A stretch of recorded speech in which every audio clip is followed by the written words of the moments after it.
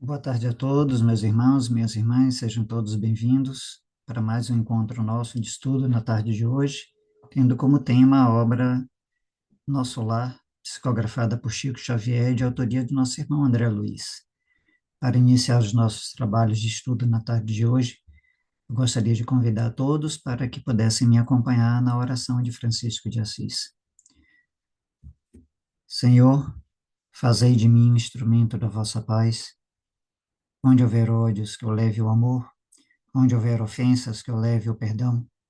Onde houver discórdias, que eu leve a união. E onde houver dúvidas, que eu leve a fé. Onde houver erros, que eu leve a verdade. Onde houver desesperos, que eu leve a esperança. Onde houver tristezas, que eu leve alegrias. E onde houver trevas, que eu leve a luz. Ó Mestre, fazei com que eu procure mais consolar que ser consolado, compreender que ser compreendido, amar que ser amado, pois é dando que se recebe, é perdoando que se é perdoado, e é morrendo que se vive para a vida eterna. Que assim seja. Bom, meus irmãos, conforme informamos no início, hoje nós vamos dar continuidade ao estudo da obra Nosso Lar, e temos como tema específico o capítulo 30, Herança e Eutanásia.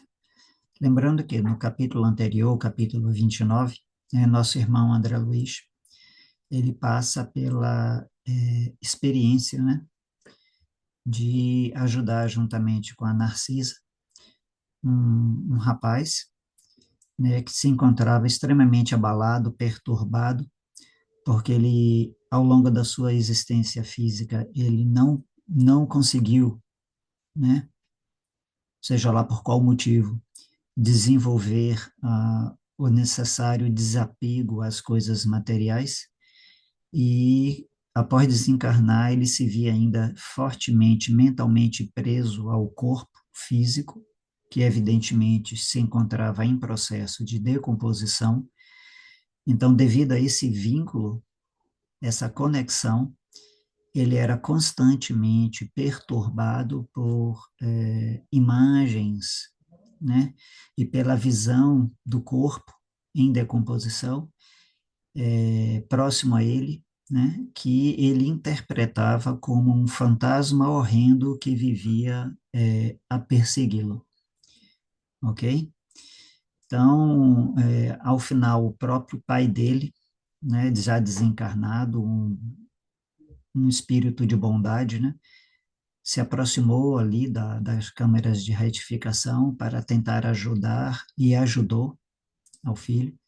E a própria Narcisa comentou, né, que após a intervenção, a última intervenção do pai, o jovem, ele passou a demonstrar um quadro de mais equilíbrio e serenidade, um pouco mais de equilíbrio e serenidade.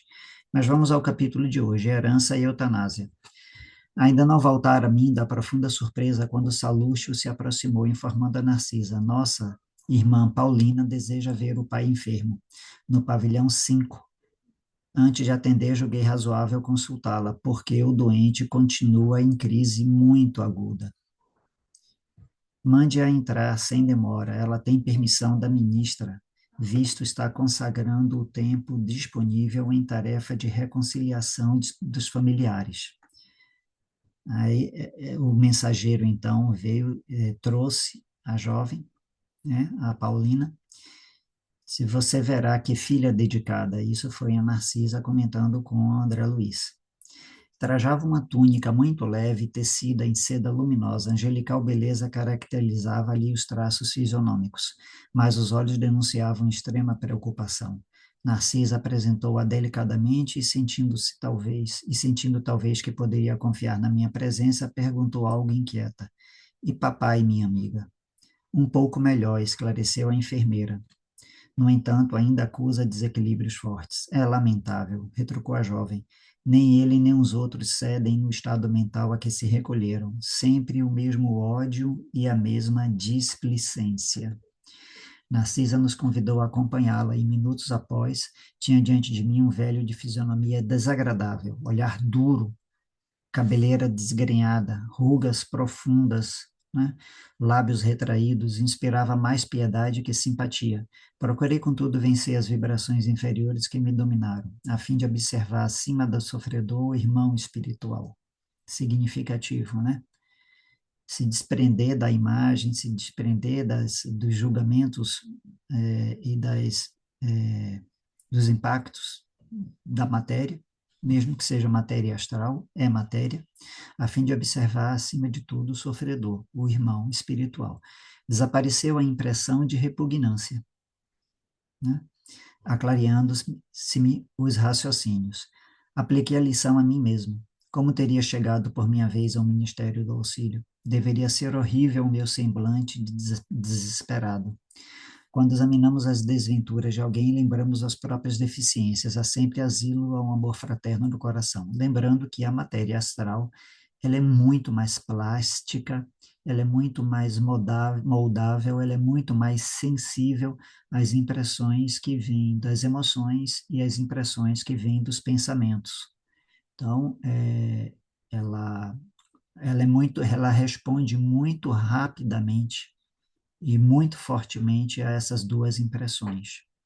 O velho enfermo não teve uma palavra de ternura para a filha que o saudou carinhosa. Papai, o senhor sente-se melhor?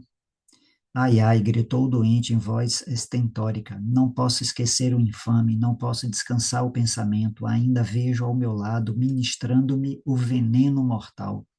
Não diga isso, papai, pediu a moça delicadamente. Lembre-se de que Edelberto entrou em nossa casa como filho, enviado por Deus. Né?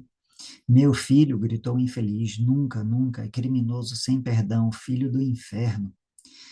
Paulina falava agora com os olhos rasos d'água. Ouçamos, papai, a lição de Jesus que recomenda nos amarmos uns aos outros. Atravessamos experiências consanguíneas na Terra para adquirir o verdadeiro amor espiritual. Aliás, é indispensável reconhecer que só existe um Pai realmente eterno, que é Deus, único Pai. Mas o Senhor da vida nos permite a paternidade ou a maternidade no mundo, a fim de aprendermos a fraternidade sem mácula. Nossos lares terrestres são cadinhos, são pequenos recipientes, receptáculos, né, de purificação, ambiente de purificação de sentimentos ou templos da união sublime, a caminho da solidariedade universal, né, da fraternidade universal, da compaixão universal, do amor universal. Muito, muito lutamos e padecemos até adquirir o verdadeiro título de irmão. Somos todos uma só família, na criação, sob a bênção providencial de um Pai único.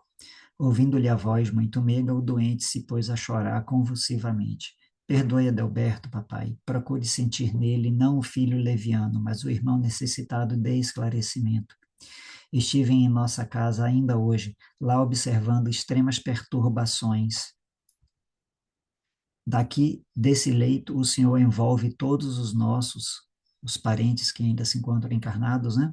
Em fluidos de amargura, de incompreensão, e eles fazem o mesmo por idêntico modo.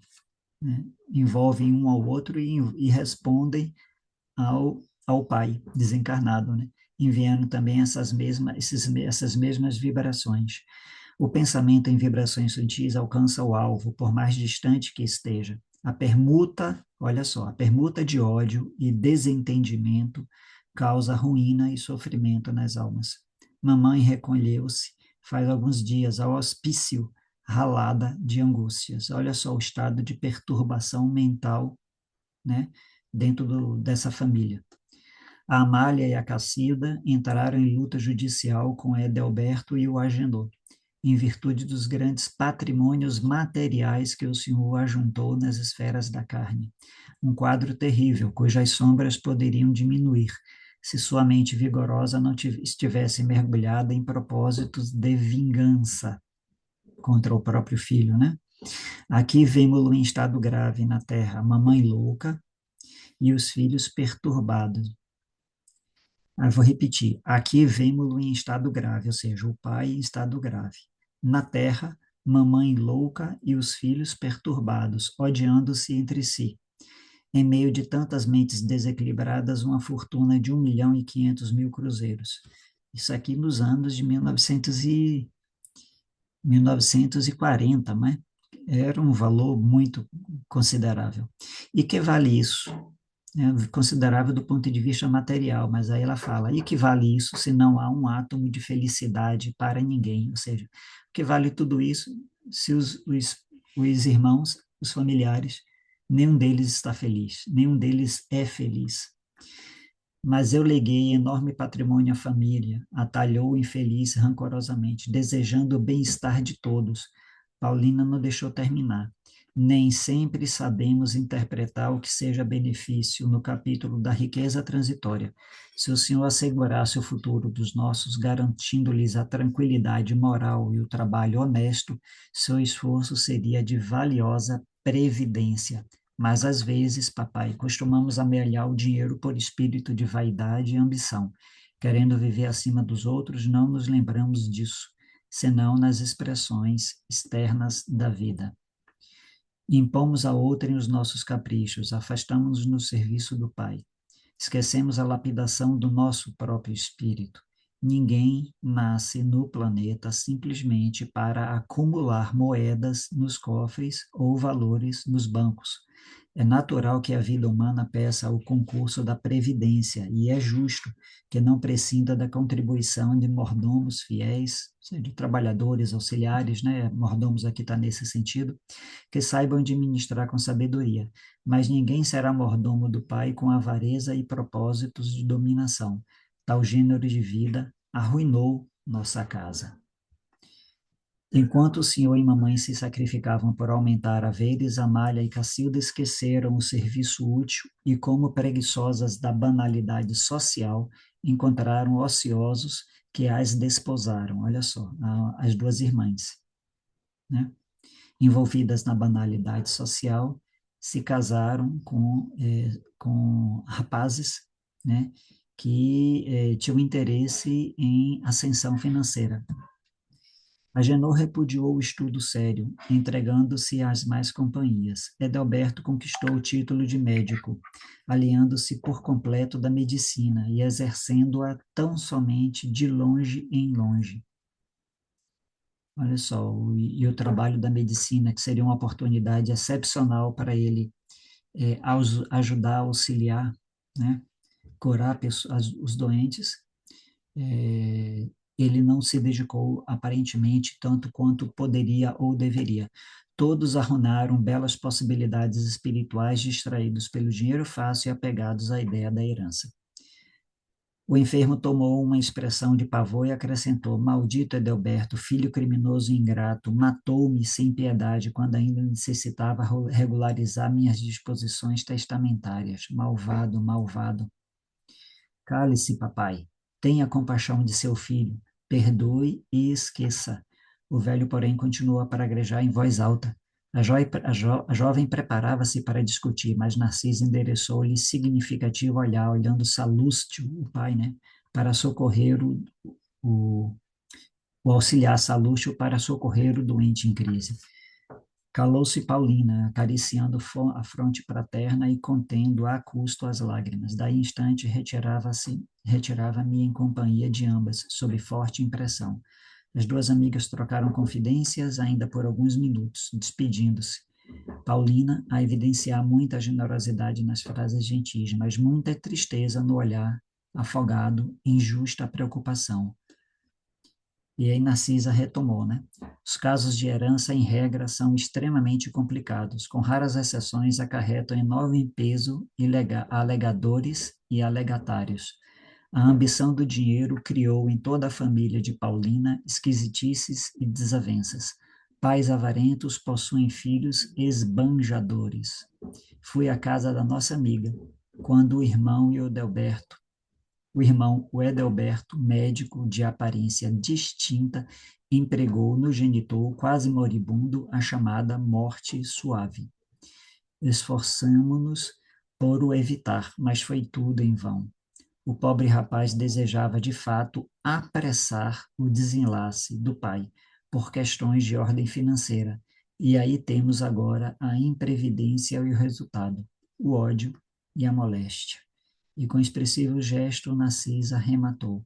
Deus criou seres e céus, mas nós costumamos transformar-nos em espíritos diabólicos, ou seja, não na natureza, evidentemente, mas nas atitudes, nos pensamentos, nas emoções e nas ações, criando os nossos infernos individuais, nossos infernos pessoais, né, com os quais nós teremos que lidar ou aprender a lidar após a morte. Então, meus irmãos, aqui é a reflexão sobre a leitura e o comentário sobre o estudo da tarde de hoje, esse capítulo bastante forte, bem expressivo do livro Nosso Lar, que tem por título Herança e Eutanásia. Então, agradeço a presença de todos, vamos nos preparar para encerrar os estudos, elevando o nosso pensamento, agradecer por essa oportunidade que recebemos de nos encontrarmos e realizarmos esse estudo, essa reflexão em conjunto, que as luzes e os méritos produzidos pelo estudo da tarde de hoje possam alcançar outras consciências, levando a paz, a harmonia, o entendimento e a saúde integral. Que o Deus, nosso Pai, o Mestre Jesus, abençoe os nossos guias e mentores, os responsáveis pela casa, os espíritos simpáticos, os nossos guias, e a todos aqueles que se encontram de alguma forma vinculados à nossa atividade. Que a paz e a harmonia se faça presente em todos os corações e que a luz e o entendimento se faça presente em todas as mentes. Que assim seja. Uma boa tarde a todos, até o nosso próximo encontro, quando daremos continuidade ao estudo do Evangelho. Uma boa tarde a todos.